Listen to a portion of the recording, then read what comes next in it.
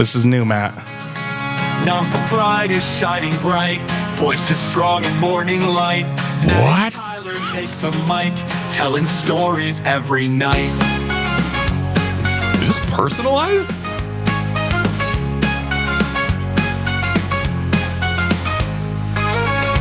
From classrooms to the field, truth and laughter both revealed. Tune in for that special feel. Nampa School's always real. Welcome to Nampa, where dreams can grow. Matt and Tyler on the show. Welcome to Nampa, where dreams can grow. Matt and Tyler on the show. Welcome to Nampa, hear the... So that is our new What? intro song, which we can work on too. That was awesome. That's outstanding. Yeah, it was fun. Yeah. Nice use of AI to help me out make that. There you go. Oh my gosh. But everybody, welcome into episode 6. We're in Yeah. episode 6. It is episode 6. Yeah, episode 6 of Nampa School District Podcast. I am Tyler Keefe, Nampa School District Digital Communications Specialist. And with me, as always, is my co-host, Matt Sizemore. That's true. Hi, I'm Matt Sizemore. I'm the, oh my gosh, I finally got a community and media relations with the Nampa School District as well. Happy to be here as always. And what an awesome guest we have today. We're starting late because we are just chatting with this gentleman, and he's way too much fun to talk to already, and some great stories. Right, Tyler? Oh, yeah. Luckily, I did hit record halfway through because some of those stories we could use in this. So if it Tell him again. appears that it's going to be chopped up, that's why. But with us today is Nampa High School Activities Director Greg Carpenter. Greg, thanks for joining us. Thanks for having me. It's been fun already. Yeah.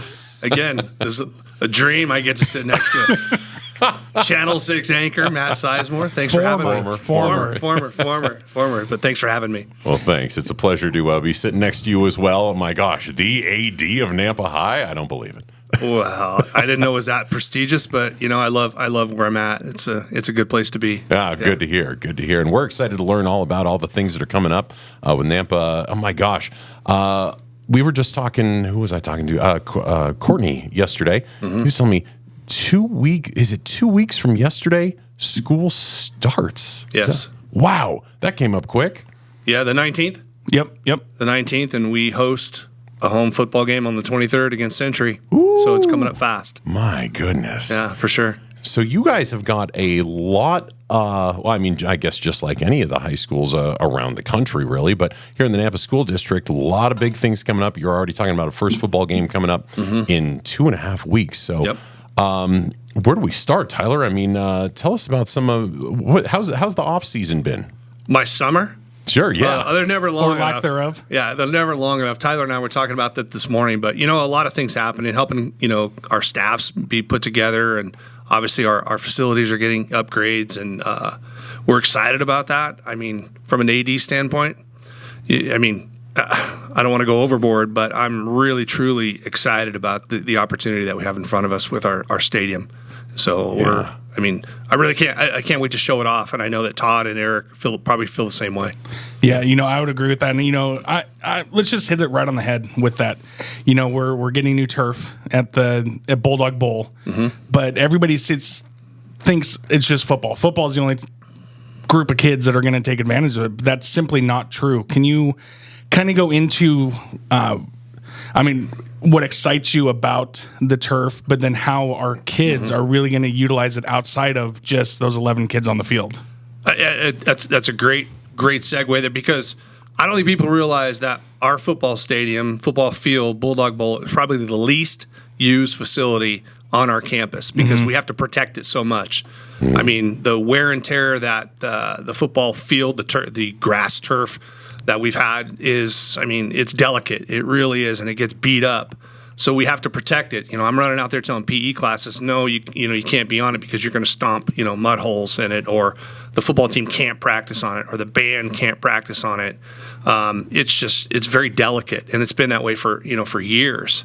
So you protect it, and now, I'm really hopeful and fortunate that we can open it up.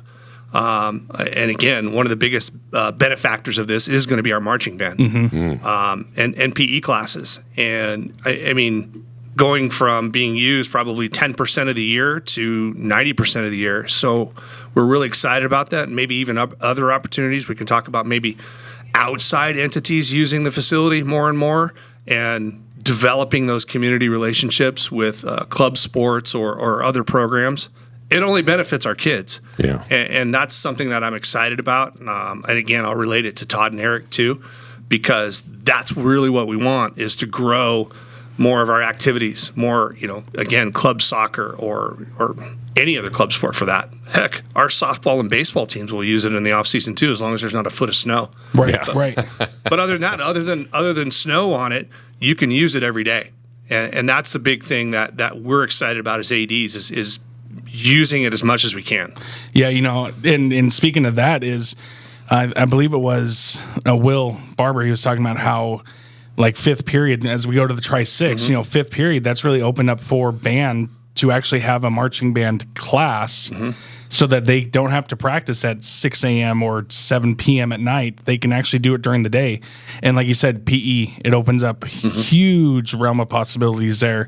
I mean, it's truly one of those things that, not to sound cliche, that's really limitless on what we can use it for across the 3 schools. Yeah, for sure. Again, it's almost limitless. And yeah, our jobs as ADs may change a little bit, but again, the benefits outweigh all of that. So we're excited about just the opportunities that this one facility is going to bring to our community. Yeah, and with that, Matt was talking beforehand, you were talking about how really AD, everybody thinks athletic director, but in reality, it's more activities director. So kind of walk us through almost a day in the life of Carp.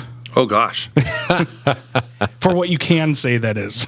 Well, I mean, I think every day you make a list, and you try and check off the things off the list, but things, come up all the time that kind of throw you off a little bit, and I think you have to be flexible, and you have to be able to multitask. You have to be able to be, ready for the unexpected. It's kind of like Murphy's Law a little bit with activities.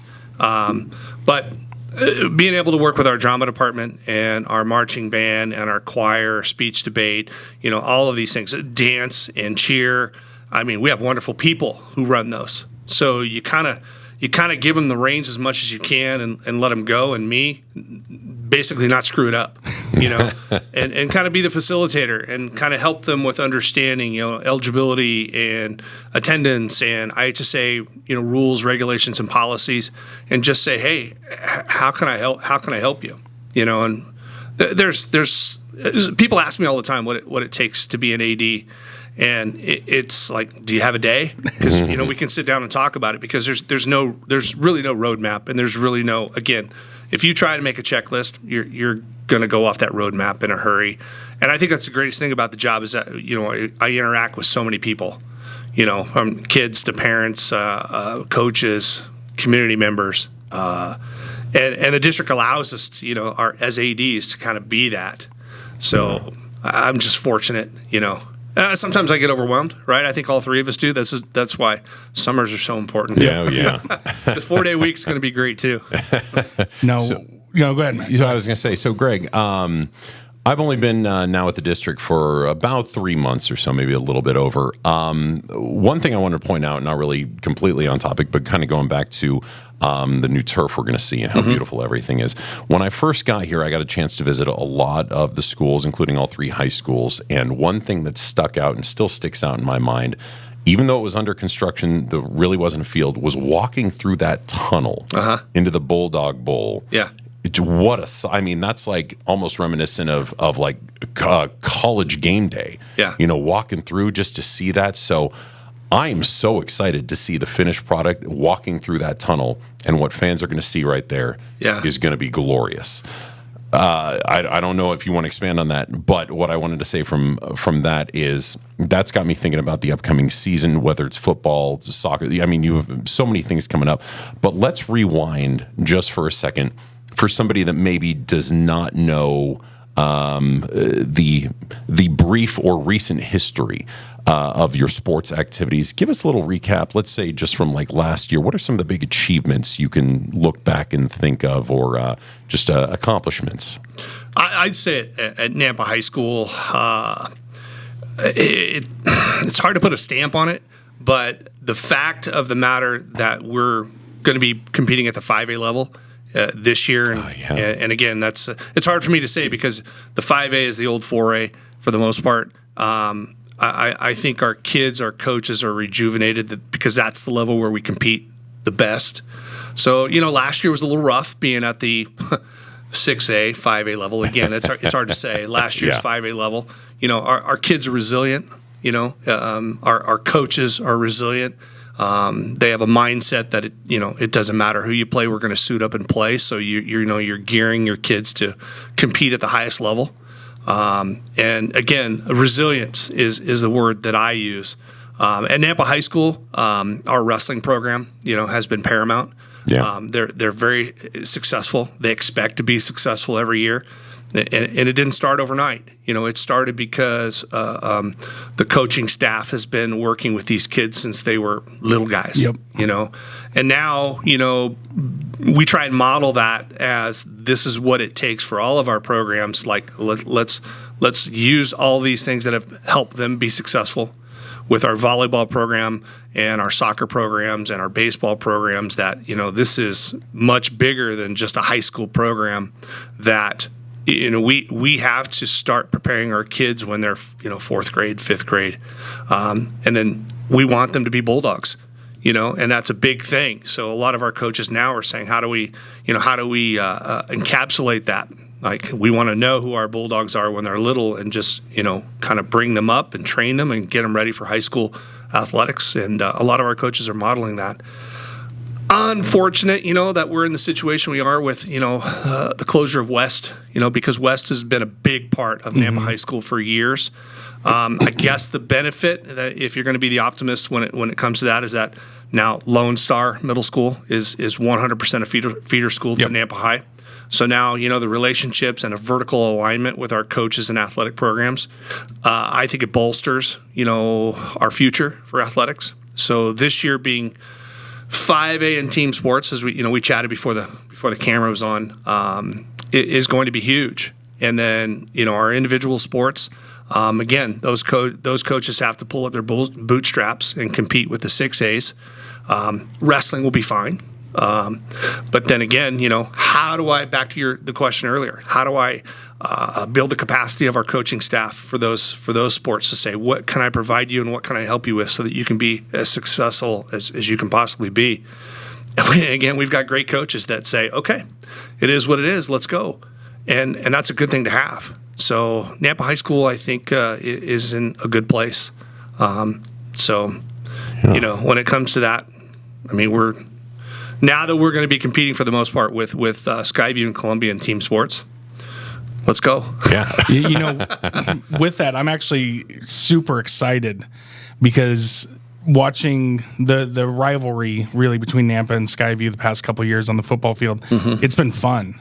Yeah. Like for me, I'm impartial. I grew up in Washington, but I know the teams that we had a rivalry with and playing in those games. And 2 years ago, Skyview came into Nampa and played, but the place was electric. And then last year, Nampa goes over to Skyview and plays. The place was electric. Yeah. Now you get to play all three teams, correct, in all sports, which is really going to bring that you were talking about before, almost a pseudo city championship. We can bring that back and really bring that community in, because in today's day and age, we can sit behind our phone and just do whatever we want, but to be able to be there in person and look across like, oh, that's my neighbor. Yeah, I didn't realize that, like all these things. I think it's going to be awesome to see. And Matt, you haven't been to a sporting event here in Nampa, but just wait. Oh, that's all I'm going to tell you is just wait. Oh yeah, I'm excited. I can't believe we were talking before we hit record here that there was a long period of time when all three high schools didn't play each other, and that to me is mind-boggling.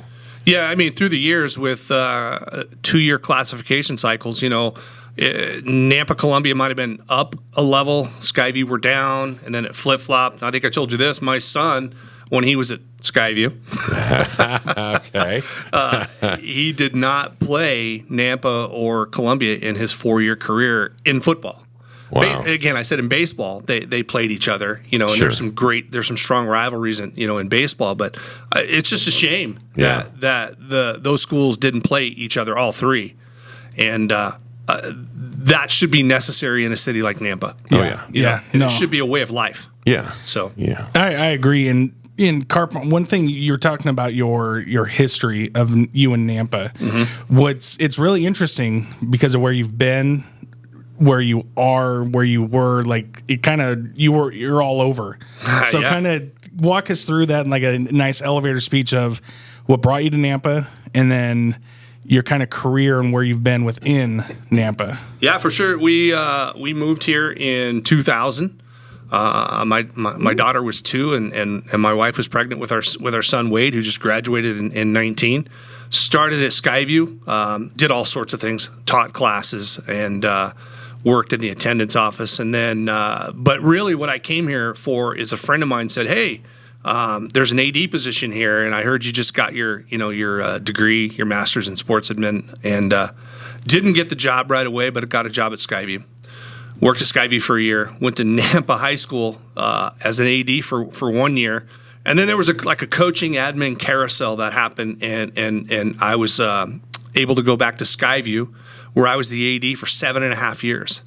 And boy, we worked with some tremendous athletes too. I mean, the current principal, David Young. I hired David Young as a football coach. Ryan Bobo is the baseball coach who's been there since probably 2003, 2004. I hired Ryan Bobo. I hired Kevin Murphy. So I've got a lot of relationships, at Skyview and building those programs. And then Kim Becketall gave me an opportunity to be an elementary principal, and knew nothing about elementary education, and it was the best thing that ever happened to me. I was at Hawaii Elementary for 7.5 years. A principal decided to retire in January, and she came in and she said, "Hey, I need your help." And I'm like, "Okay." This was a Friday night after a basketball game, and Monday morning I was a principal. That's a lot of help. Oh, yes.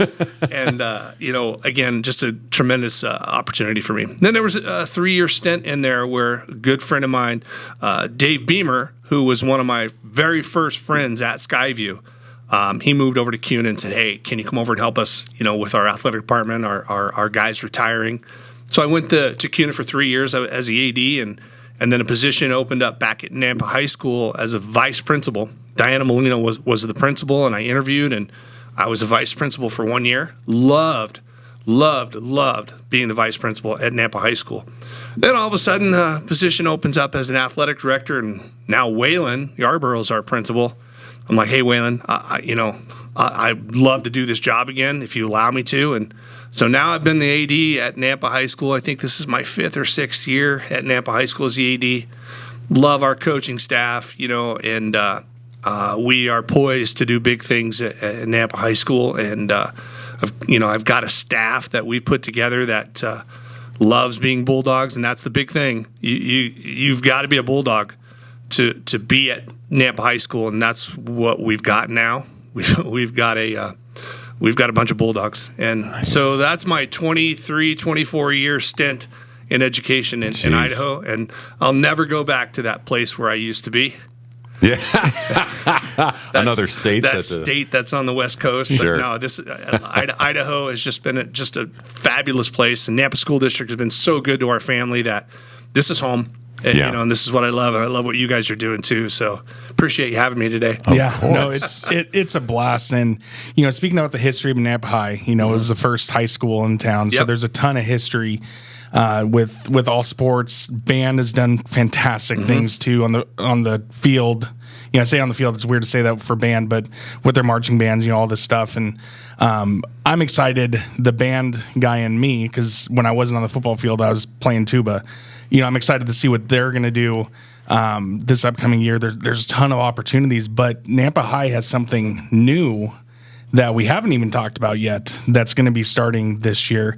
And Matt, you've kind of heard some of these stories about esports. Oh, yeah. And this in February, the IETA, the Idaho Educational Technology Association, they had their conference, and they just put out a feeler like, "Hey, let's get some kids out there." And some Nampa kids showed up.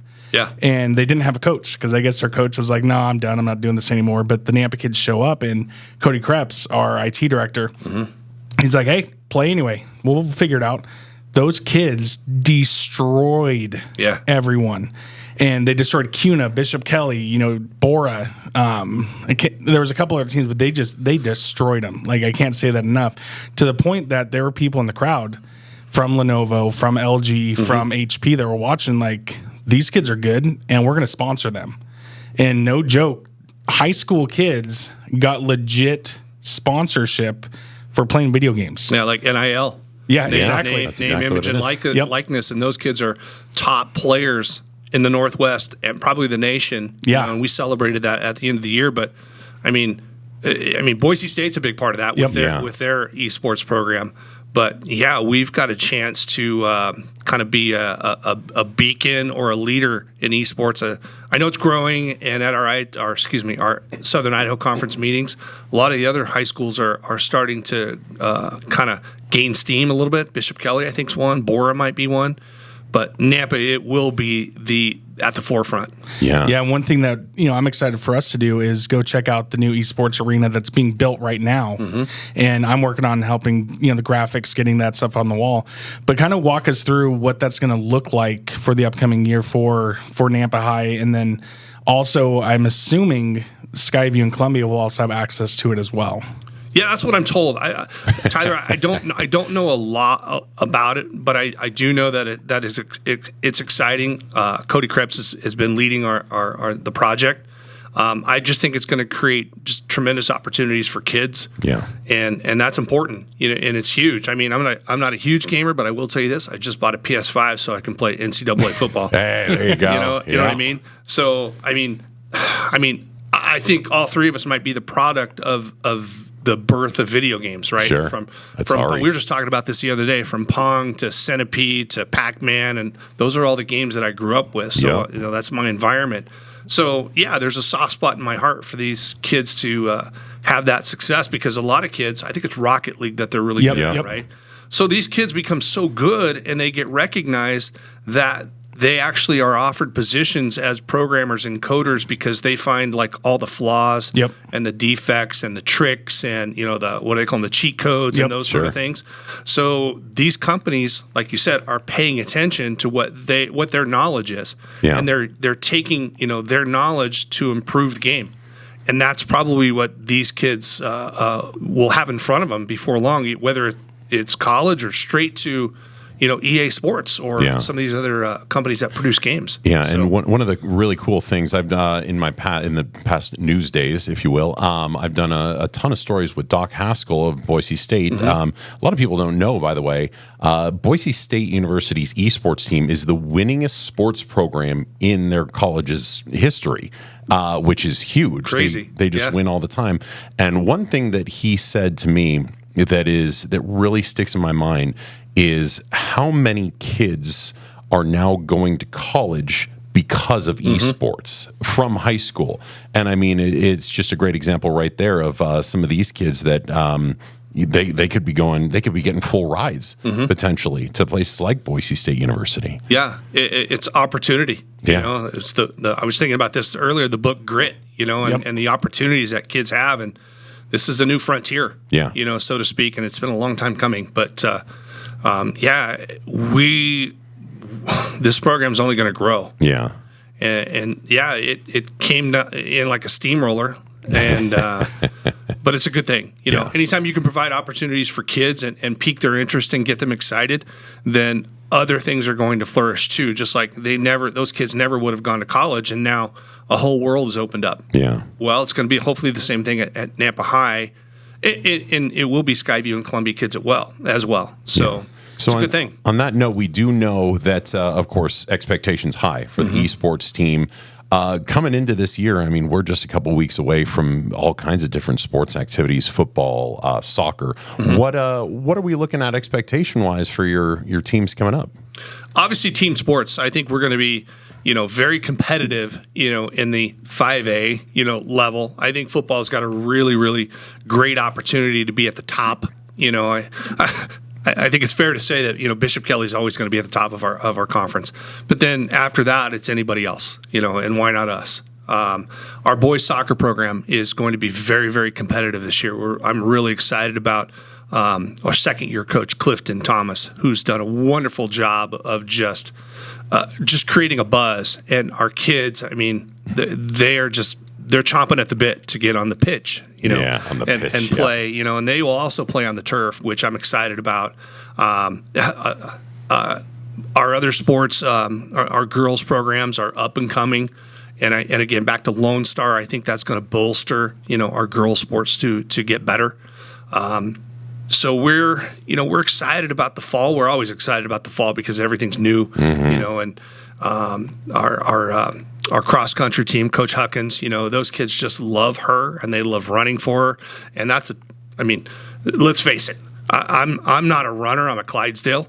So it's a special sport, right? To go out and say, hey, we're going to go out and run 3 miles. It's special, right? Yeah, so it is. That type of kid, she's so good at getting excited about, you know, goal setting and pushing themselves and things like that. We love what she does for us. You know, golf at the 5A, 6A level is now in the fall, and that season's over in like a month. It's a blur. But you know, Chuck Boson, our coach, you know, riding on the coattails of Bobby Kincaid, who just qualified for the U.S. Amateur, you know, it gets kids excited about, wait a minute, I can do that at Nampa High School? Well, you bet you can. So, you know, developing golfers at Nampa High School is also a big deal for us. And we're just the fall brings just a new excitement every year, and I'm excited to get going. I don't know if I'm ready. Because, like you said, in 2 weeks, and now, you know, we're like, you know, watching this turf field come together, and it's going to be fun. So one last thing before I go to my bonus question on everything. Oh yeah. You know, looking at things, we have an amazing community out there, and I'm sure Nampa High, just as the other schools, always looking for people to help out, volunteer, sponsorships, those kind of things. So what are some ways that people can help you out as far as that goes? And are you the best contact person for anybody that's like, hey, I want to help Nampa High? Who do I reach out to? Yeah, absolutely. I mean, calling us at the school and email, I mean, you know, at our school. I think a big thing for us, you know, with Nampa being, you know, we'll call it the flagship school, the oldest school, come to our games. You know, we want our alumni to come back. We want to bring in our alumni. We want to bring in our current families as well. But we want to just come to our games, you know, experience it. And how can we brand it? How can we just like welcome you to, like, this is what we do on Friday nights, you know? It seems like, you know, when you expand and you get a second school and a third school and there's just more things for people to do, come back. We'd love to have you come back and be a part of it. And anything that people want to do to help, you know, we would sit down and talk about the ways that they can help. But the biggest thing that we have going for us is our alumni, and just come to our games, you know, and I would love to, because I hear stories, you know, about the past before I moved here with Rob Morris and some of those big games that they used to have. You know, we would love to pack the house. It was not too long ago, we hosted a semifinal football game. I think it was Bonneville that we played. It was packed. Yeah. You know, we had a line, you know, out to the street. You know, our parking's limited as it is, but I mean, it was huge and it was fun and it was electric, and I love every Friday night to be that way, you know, for us. The opportunities too, we have those great new video boards that ICCU was so kind to help us with. They're the opportunities to advertise, the opportunities to run commercials, the opportunities to run promos. You know, we're learning more about those boards every day, whereas before it was just a glorified scoreboard, you know, but we're learning, you know, and now we've got more people helping us and more people that are creating content and helping with, you know, advertising and things like that. It's endless, you know, and again, we want it to be like coming to, a college game. We're never going to compete with Boise State, but we'll do our best, you know, and at the end of the night, we hope that we put on a good, entertaining show of educational athletics. And our kids make people proud in the community, and our coaches make people proud in the community, and that's the best thing that we can do. And you mentioned bringing people back, but this upcoming year with our huddle stuff, if you're over in New York, you can now watch Nampa High games, and not just football. It's going to be everything inside the gym or anything out in the stadium. So that's going to be something too, which we finally got the pricing information that we're going to be releasing here soon, and people can get a season pass They can get a game pass. I mean, it's going to be awesome to see, because if I could do that for my home school up in a little town called Zillow, Washington, then I would still do it 20 years later. I'd still watch just because it's my team. So I can only imagine Nampa has a robust amount of alumni out there. They're going to be able to tune in and watch Friday night, which is just going to be fantastic to see. Yeah, for sure. It kind of, the thing that comes to mind to me is the world is flat, right? Because you're able to bring people together even through the huddle system. Obviously we want you there. We want you in the stands cheering for us. But to have that opportunity, whether it's live streaming on demand, it's available to you. The pandemic really, I believe, one of the maybe things that came out of it was we had just had the previous camera system installed through the IHSAA, and it gave people the opportunity, even though we were limited on how many people could come to our games, sometimes none, but they were still able to enjoy that. And then I think that's kind of continued on. Huddle is much bigger than the streaming, though. Huddle, I mean, it's recruiting, for kids. It gives them opportunities to send film to college coaches. Our coaches use it to break down film and prepare for games and watch their opponents, because everybody has Huddle. Now it's a huge system for coaches and now fans.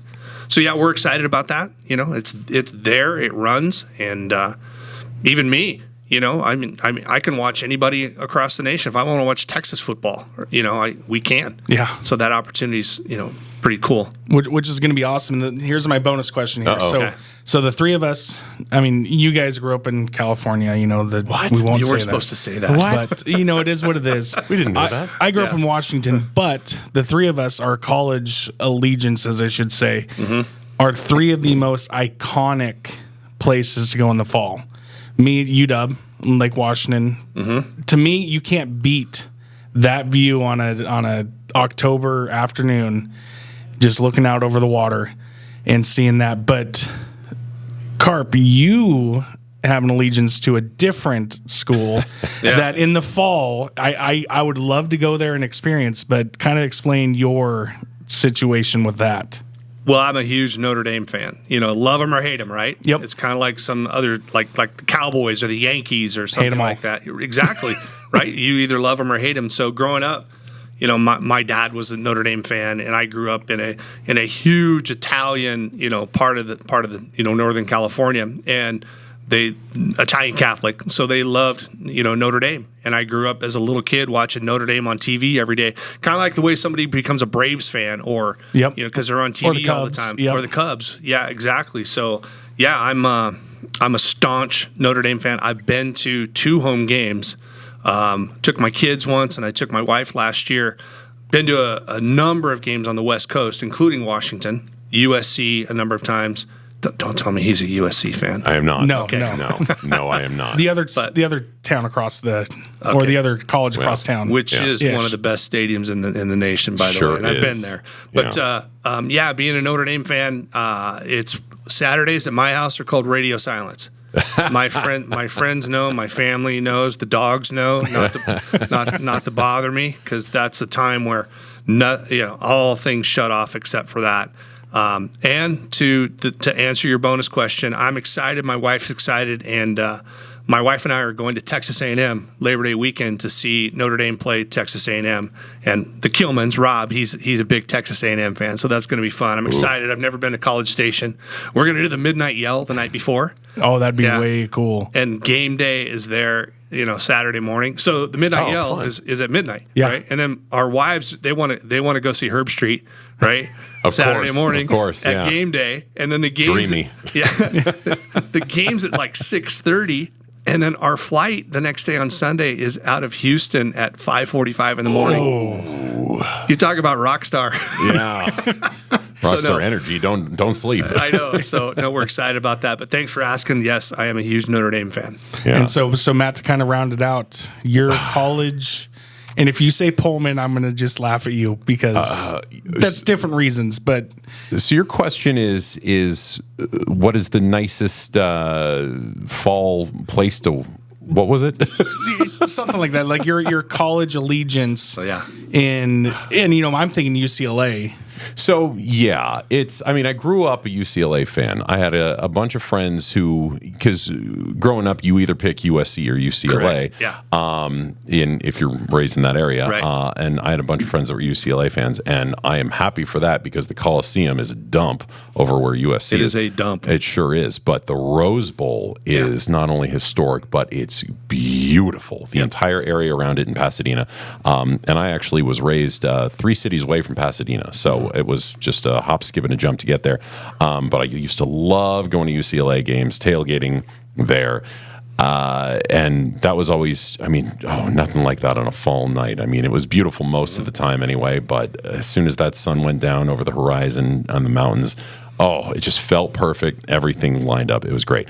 But then a couple years ago, during my first TV job up in Lewiston, Idaho, about 11 years ago, one of the teams I was covering out of the 2 major college teams, University of Idaho was one. Mm-hmm. Fun to go to the Kibbe Dome, especially once it got colder.